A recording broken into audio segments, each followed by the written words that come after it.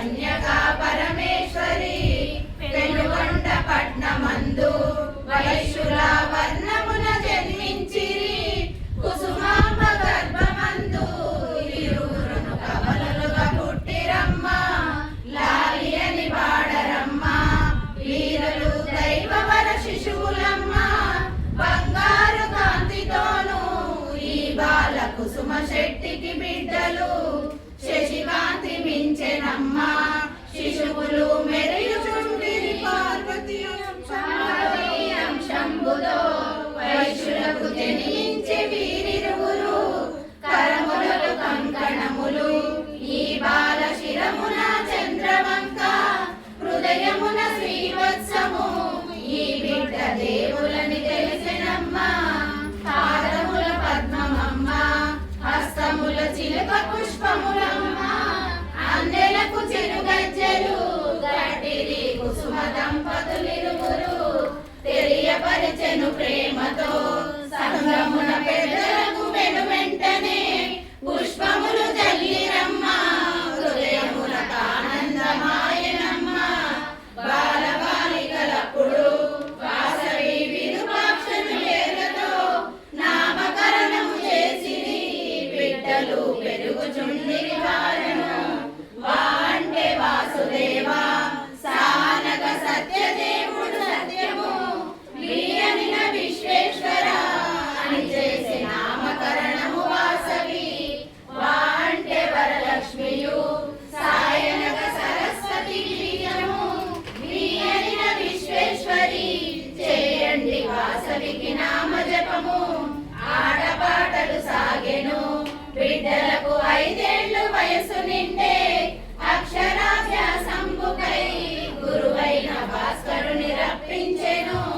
విజ్ఞాన ప్రజ్ఞంబుతో ఇరువురికి కౌమార దశ కలిగెను సంగీత సాహిత్యము ఇరు విద్య గొప్పగా నేర్చిరమ్మ 6 శాస్త్రములు 4 వేదములు నేర్చిరమ్మ ఆశ్రమ విద్య నుండి వెంటనే గృహమునకు వచ్చిరమ్మ అశ్వని నక్షత్రము ఉదయము గురువార కన్య లగ్నము చేసిరి మహిళలంతా వాసవికి పుష్పావతి పేరంటము బంధువులు పిలిచిరమ్మ బ్రాహ్మణులు వేదములు పఠింపగా తక్షణమే తల్లిదండ్రులు విరూపాక్షకు ఉపనయనము చేసిరి రత్నవతి రమణి తోడ విరూపాక్ష వైవాహికమయ్యెను కాపురమునకొచ్చెను కోడలు అన్యోన్యముగనుడిరెను రాజమండ్రి పురమున విష్ణువర్ధనుడు పాలించుచుండెను దండయాత్రతో వైనమై రారాజు పెనుగొండకొచ్చెనప్పుడు ఈ రాజు ఎవ్వరనినా పాండవుల మనవడై జనించెను చంద్రవంశపు రాజుగా పెనుగొండపుర వైశ్యులు రాజుకు హారతులు ఇచ్చుటకై కన్యతోడుగా వేగెను కుసుమార్య వేడుకలు చేయుచుండే కన్యకను చూచి రాజు మది చెదిరి కామాంధుడై కలిగెను కన్య నాకిమ్మంటుచు ఆ రాజు రాయబారము పంపెను వైశ్య సంఘము పెద్దలు యోచించి బాలనగరు పంపి యుక్తితో బాలురంతా రాజుకు బుద్ధులు చెప్పి ఓ మహారాజ రాజా మా కన్య దైవాంశమున పుట్టెను మానవుడవయ్య నీవు వాసవిని కోరటం తగదు రాజా 53 మంది భార్యలు నీ ఇంట ఉండగానే మా వైశ్య కుల కన్యను కోరుట ధర్మము కానేరదు నిత్య కృత్యములందున వాసవిని మరవలేకపోయెను కామాంధుడైన రాజు క్రోధముగా బాలురను చూచెనమ్మ అని బాలురిట్టవరుగా ఆ మాట పెడచెవిన పెట్టి రాజు కన్నెర్ర చేసి తాను బిడ్డలను కట్టి కొట్టిందునను కత్తి యుద్ధము చేసేదా వీరులు కన్యను ఇవ్వమనినా 3 లోకములందున ఇటువంటి సుందరి దొరకదనెను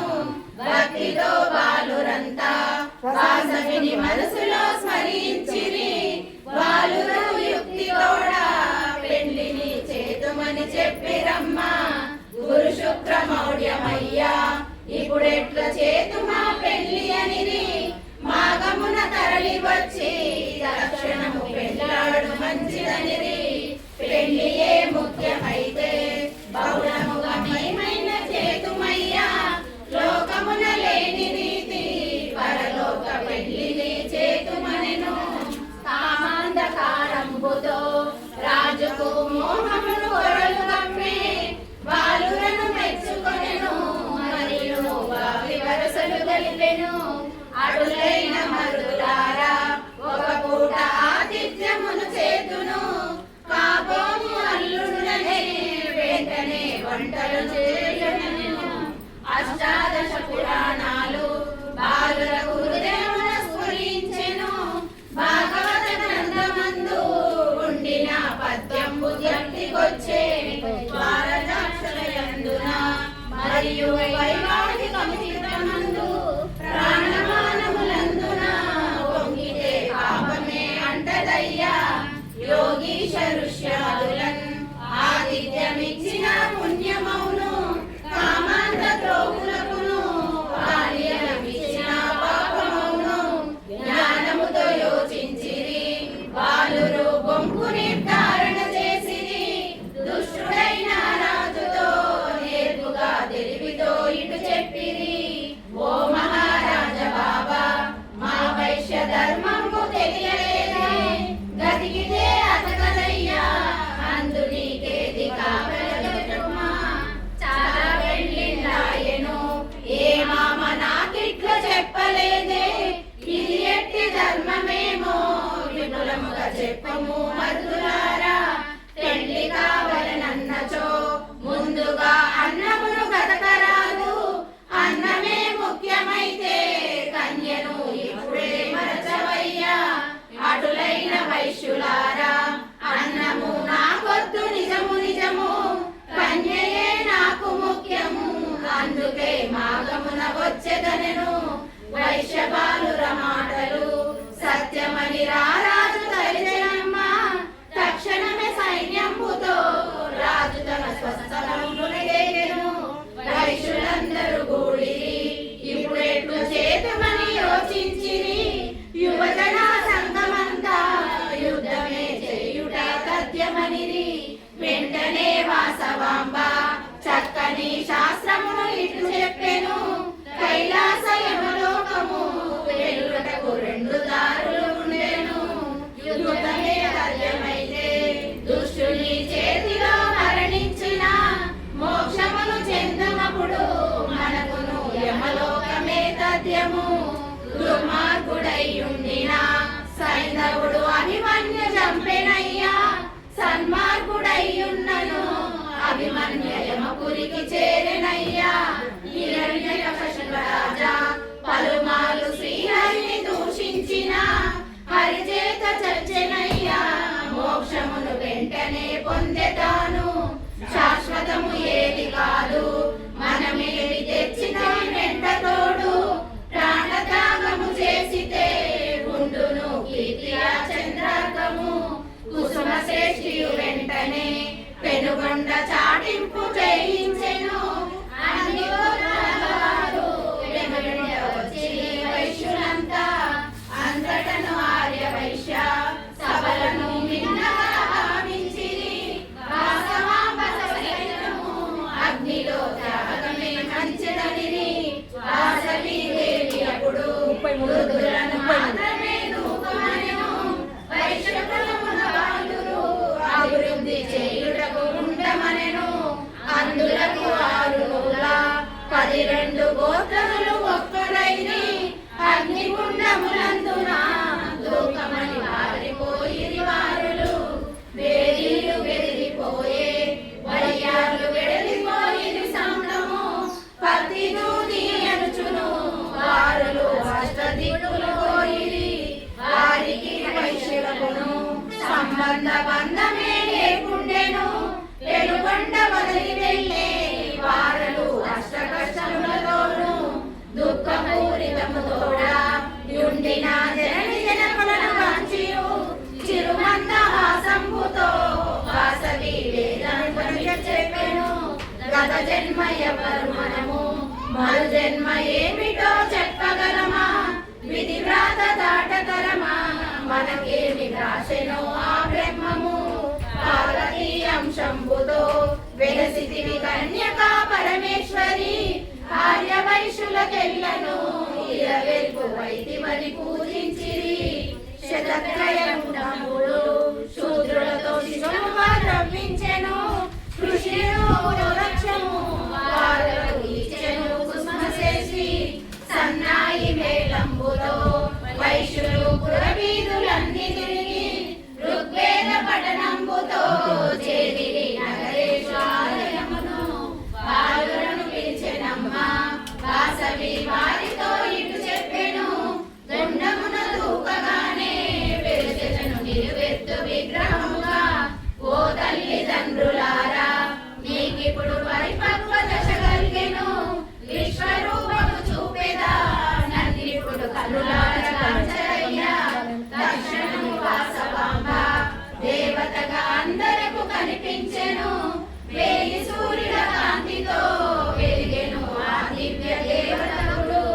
భూమి ఆకాశంబుల వాసవి దిక్కులలో నిండెనమ్మ, దిశలు తప్పెను వెంటనే గ్రహములు తేజమును చూడలేక. ప్రకృతి యావత్తును వాసవి నామముతో నిండెనమ్మ,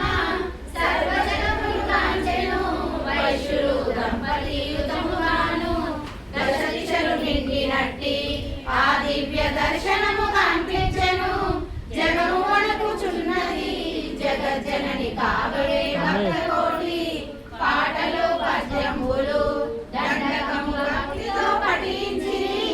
వాసవిని స్తుతించుతూ భక్తులు వందనము చేసిరమ్మ. ధూపదీపము తోడును వైశ్యులు పూజించి పొగిడిరమ్మ, శాంతించి వాసవాంబ భక్తులకు ప్రేమగా తిలకించెను. నవకన్యలందరూ వాసవికి అభిషేకములు చేసిరి, పట్టు చీరలు కట్టిరి, భక్తితో పూలహారములేసిరి. సరళ సాహితి అప్పుడే వాసవికి స్నేహితులు చెంతరాగా, భారపాలక మూర్తులై స్నేహముతో ఉండమని చెప్పి తనకు భాస్కరుని రప్పించిరి. గుండములో అగ్నిని రగిలించిరి, బగ్గు బగ్గున తాళలు రాజపట్టుల మంత్రులు భక్తులు ఆకుల గజములకులు వైశ్యులను పూజించెను. వీరముష్టి మాయలాలని ప్రేమతో అంతటా భాస్కరుండు వాసవితో ఇట్లని పలికెనమ్మ, శుభగడియనే తెచ్చెను ముందుగా అగ్నిలో దూకమనెను. అప్పుడు వాసవాంబ గురువుతో ఈ విధముగా బోధించెను, గురువయ్య ఆగుమయ్యా, గురిలోన ధర్మము తెలిపెదనుగా. హిందూ మతాచారము కన్యగా మరణించ భూస్థాపన, అగ్ని సంస్కారాలుగా పెళ్ళైన స్త్రీలకే ఒప్పెనెను. వందనము చేసి తాను భక్తితో నగరేషు పిలువగానే దండనలు మ్రోగెనమ్మ, కాంతులతో దిక్కులే పిక్కటిల్లే. లింగమున చేయించుతూ నందిపై నగరేశుడొచ్చెనమ్మ, వాసవికి కళనందు మాంగళ్య ధారణ చేసెనమ్మ. ఆ శుభ సమయములో భాస్కరుడు పెళ్లి మంత్రము చెప్పెను, దేవతలు దీవించిరి, వెంటనే పుష్పవర్షము కురిసెను. తాళి కట్టిన వెంటనే కన్యయే కన్యకల మారునమ్మ, పతి సంగమానందరం కన్యకై శ్రీమతిగా మారునమ్మ. కన్యదానమని కన్యకా పద శబ్దము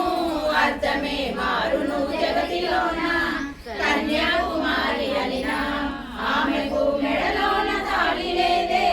కన్యకా పరమేశ్వరి నామమే సార్థకము ఇరను నాకు. గంధంబు చల్లిరమ్మ దంపతులు కాంచిరి అరుంధతిని, బ్రాహ్మణులు దీవించిరి, పురజనులు పుష్పములు చల్లిరమ్మ. నగరేషు ప్రేమ తోడా వాసవిని హస్తమున పట్టుకొనెను, కైలాసమెల్లుగామ నందిపై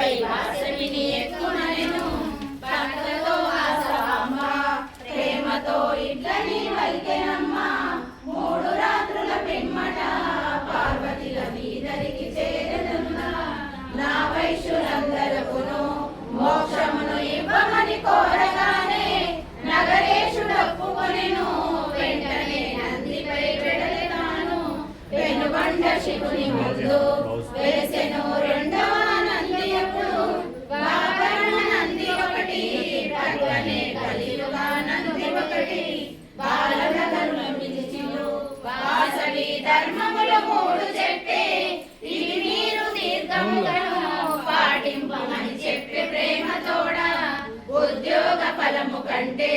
వ్యాపార వృక్షమే మిన్నయపుడు గౌరవము కుల వృత్తియే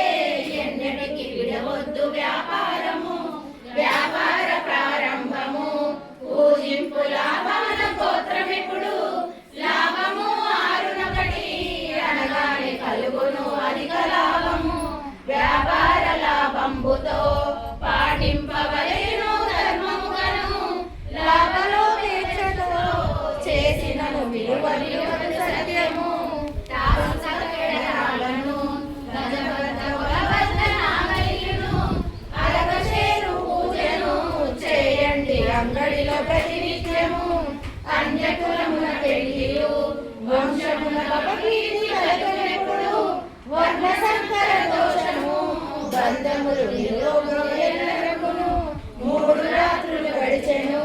త్వరితముగా శుభ గడియ తెంచెను రాజునకు శాపమొసగి వాసవి అగ్నిలో దుర్గెనమ్మ గురువైన భాస్కరుడు బాలురను దగ్గరకు చేర్చుకొనెను దుఃఖమును తీర్చెదాను ఓదార్చే వారిని ప్రేమతోను వెంటనే వాసవాంబ పార్వతిగా కైలాసపురి చేరెను శంకరుడు చూచెనమ్మ అర్ధాంగి హస్తమును పట్టుకొనెను వాసవానందున వాసవిని కూర్చుండబెట్టుకొనెను అర్ధనారీశ్వరులుగా కనిపించే వారపుడు భక్తులకును 108 గోత్ర దంపతులు అగ్నిలో దుర్గగానే శివ విమానములొచ్చెను వైశ్యులకు స్వాగతము పలికెరమ్మ సశరీరములతోనూ